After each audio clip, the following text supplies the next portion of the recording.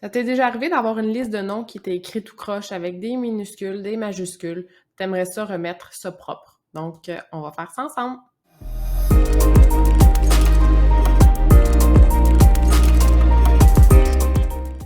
Salut, c'est Julie. C'est moi la fille au bureau à qui tu peux poser tes questions Excel. Il n'y a vraiment pas de gêne, que ce soit comment on fait une somme ou si tu veux en apprendre un petit peu plus. Moi, j'adore découvrir des nouvelles formules, donc viens me poser tes questions. Si tu veux en apprendre un peu plus, ben va voir mes vidéos. Donc, ici, tu as une liste de noms inspirés des personnages de l'émission Fortier pour ceux qui ont la référence.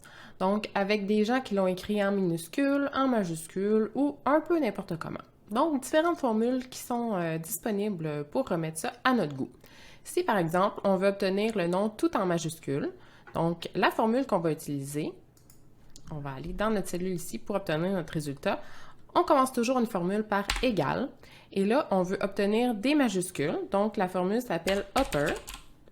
On ouvre notre parenthèse et on va aller chercher la cellule à laquelle on veut aller chercher notre texte. Donc, notre texte initial, c'est ici en A4. Donc, on ferme la parenthèse, Enter, on obtient notre résultat tout en majuscules.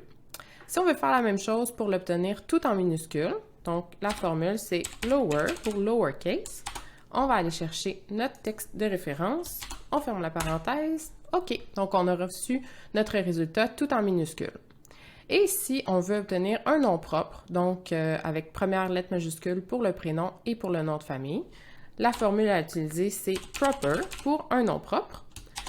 On ouvre la parenthèse, notre référence, donc, on obtient un nom propre. Ça fonctionne aussi si on doit écrire en anglais, par exemple, où la majorité des mots ont une lettre majuscule pour le premier mot. On peut utiliser la même formule aussi. Si on veut répéter la même formule proper aux cases qui se trouvent en dessous, on a différentes options. Donc, on peut utiliser la petite clé de recopie. C'est le petit coin en bas à droite de notre cellule qui nous permet d'obtenir un plus, qu'on voit ici. On peut cliquer et descendre la formule jusqu'où on veut. On lâche notre souris et puis la formule s'est répliquée sur les cellules qui étaient en dessous. On peut revenir en arrière.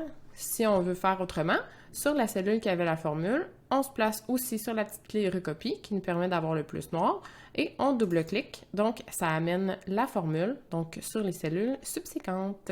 Voilà comment on obtient différents résultats, donc avec lettres majuscules, minuscules ou non propres. J'espère que tu as aimé la vidéo, tu as appris quelque chose et surtout que je t'ai fait un petit peu plus aimer Excel. Si tu as des questions, écris-moi, tu peux t'abonner à ma chaîne.